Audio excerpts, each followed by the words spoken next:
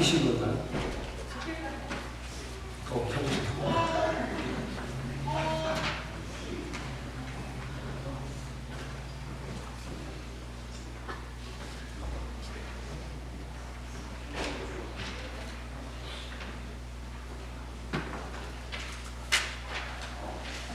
네, 2019년 크리스마스를 맞아 하나님의 사랑과 예수 그리스도의 은혜와 성령님의 충만하신 함께하심이 우리 성도님들 모두와 또 각 가정에 함께하시기를 주님의 이름으로 축원합니다.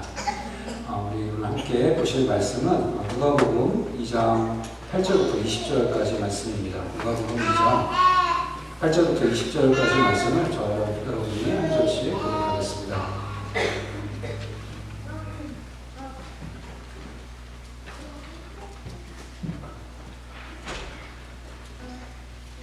누가복음 2장 8절입니다.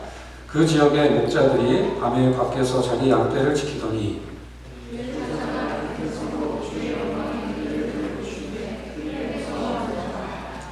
천사가 이르되 무서워하지 말라. 보라, 내가 온 백성에게 미칠 큰 기쁨의 좋은 소식을 너희에게 전하노라.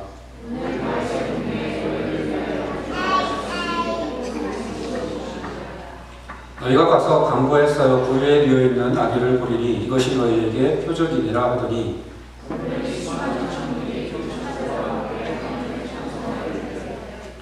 지극히 높은 곳에서는 하나님께 영광이요 땅에서는 하나님이 기뻐하신 사람들 중에 평화로다 하니라.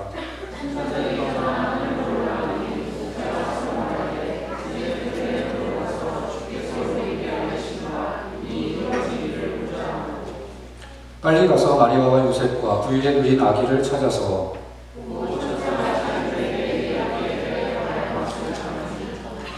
듣는 자가 다 목자들이 그들에게 말한 것들을 놀랍게 여기되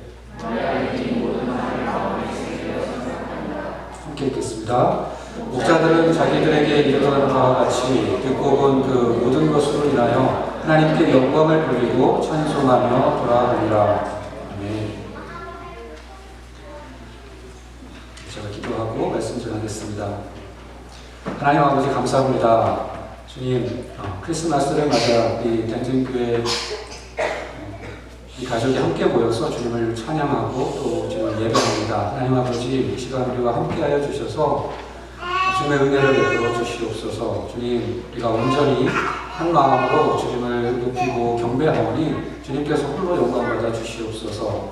하나님 아버지 이 시간 우리 가운데 주님 오심으로 말미암은 기쁨이 넘치게 하여 주시고 아버지 하나님 오늘 이 예배를 통해서 또 함께하는 모든 행사를 통해서 우리 가운데 주님을 기뻐하는 주님을 사랑하는 그 마음이 더욱 커질 수 있도록 하나님 아버지 은혜를 베풀어 주시옵소서. 주님 이 시간 주님의 말씀을 듣습니다. 우리의 귀를 열고 우리의 마음을 열어 주님의 말씀을 받을 수 있도록 하나님 아버지 인도하여 주시옵소서. 예수님의 이름으로 기도합니다. 아멘.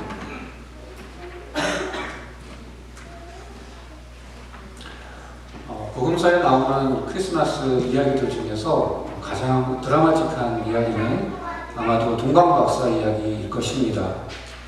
그 이야기에는 동방박사들이라는 그 자체로 벌써 이국적이고 미스테리어스한 주인공들이 등장하며 헤롯 왕의 음모와 좌절과 보복이라는 어찌 보면 매우 자극적인 스토리도 들어있고 별과 예언과 꿈이라는 그런 신비한 소재들이 한데 모여 있습니다. 그 동방박사 이야기에 비할 때 오늘 우리가 읽은 크리스마스 이야기는 상대적으로 밋밋하게 느껴질 수 있습니다. 물론 이 이야기 안에도 신비들이 있습니다. 천사가 나타나고 하나님의 영광이 빛을 발하며 또 수많은 천군과 천사로 구성된 하늘의 성가들도 등장합니다.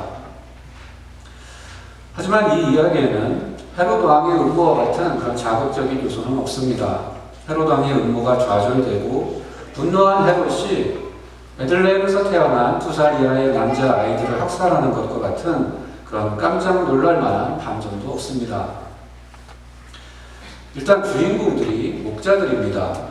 이국적인 동방의 박사들, 동방에서 별을 보고 그 별을 따라 유대인의 왕을 찾아와 황금과 유향과 모략을 바치며 아기 예수를 경배하는 엘리트 점성가들과 비교해 볼 때 오늘 이야기에 나오는 목자들은 너무 평범합니다.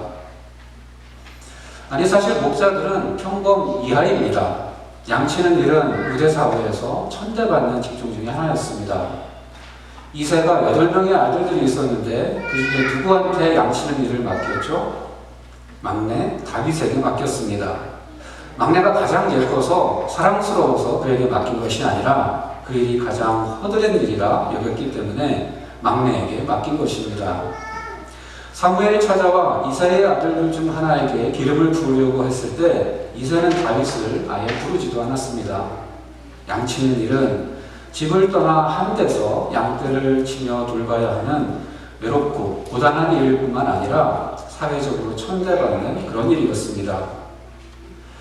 그런데 바로 그런 목자들에게 예수 탄생의 기쁜 소식이 처음으로 전해졌습니다. 동방 박사들은 별을 보고 알았고 헤롯 왕은 동방 박사들을 통해서 전해 들었지만 목자들은 하나님의 천사들을 통해서 직접 들었습니다. 온 백성에게 미칠 큰 기쁨의 좋은 소식을 가장 먼저 들은 사람이 바로 목자들입니다. 그 소식이 뭐죠? 오늘 다윗의 동네에 너희를 위하여 구주가 나셨다는 것입니다. 오늘 본문 말씀의 신비는 바로 여기에 있습니다. 하나님께서 온 백성에게 미칠 큰 기쁨의 좋은 소식을 친히 이 천대받는 사람들에게 가장 먼저 전해주셨다는 것, 이것이 참으로 놀라운 일입니다. 복음서에 나오는 예수님의 출생 기사를 통틀어 하늘이 열리고 하나님의 천군 천사들이 소리 높여 예수 탄생을 축하하며 하나님을 찬양하는 것을 직접 라이브로 보고 들은 사람들이 누가 있습니까? 목자들밖에 없습니다. 목자들밖에 없습니다. 동방 박사들도 헤롯 왕도 대제사장과 서기관들도 보지 못했고 듣지 못했습니다. 심지어는 아기 예수의 부모인 마리아와 요셉조차도 목자들을 통해서 전해 들었습니다.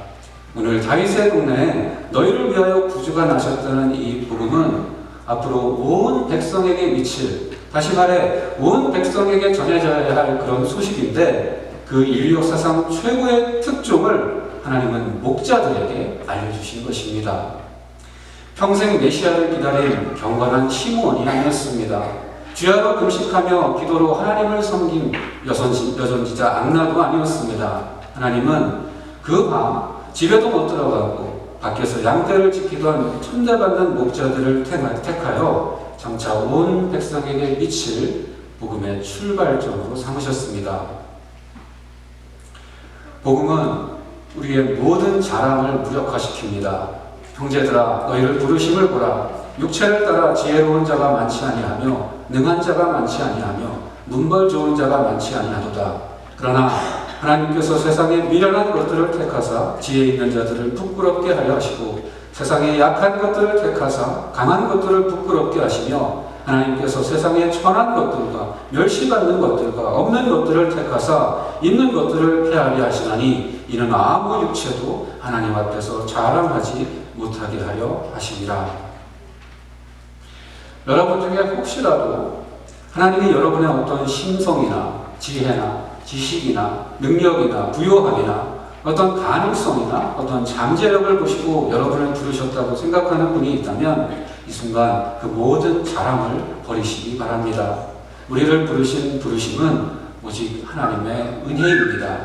받을 자격 없는 자에게 거저 주시는 하나님의 선물입니다. 오늘 말씀의 목자들이 온 백성에게 미칠 그 큰 기쁨의 좋은 소식을 천사들로부터 직접 처음 전해들을 아무 자격도 없었던 것과 똑같이 저와 여러분도 예수 그리스도의 복음을 들을 아무 자격도 없는 사람들입니다. 오직 주님이 우리를 사랑하셔서 우리를 택하셨고 그 예정을 따라 우리를 부르셨기에 그렇게 우리가 들었고 그렇게 우리가 믿은 것입니다. 참으로 우리가 크리스찬이 된 것에 당연한 것은 하나도 없습니다. 오늘 본문에 나오는 목자들은 우리와 마찬가지로 하나님의 은혜를 입을 아무런 자격도 없다고 했습니다. 그런데 이 말을 오해하셔서 우리가 그들에게서 아무런 배울 것도 없다는 뜻으로 받아들여서는 안 됩니다. 사실은 그 반대입니다. 우리는 오늘 이 본문의 이야기에 나오는 목자들로부터 정말로 중요한 것들을 배울 수 있습니다. 우리가 오늘 말씀의 목자들에게서 배워야 하는 것들 중에 한 가지는 그들이 복음을 제대로 들었다는 것입니다. 그들은 복음을 제대로 들었습니다. 그들은 천사가 전한 말 중에 단 한마디도 놓치지 않았습니다. 천사가 그들에게 말합니다. 오늘 다윗의 동네에 너희를 위하여 구주가 나셨다. 목자들은 다윗의 동네라는 천사의 말을 놓치지 않았습니다. 그들은 다윗의 동네가 베들레헴이라는 것을 알았고 그렇게 아기를 찾으러 베들레헴으로 갑니다. 천사가 그들에게 말합니다. 너희가 가서 강보에 쌓여 부유에 뉘어있는 아기를 부리니 이것이 너희에게 표적이니라.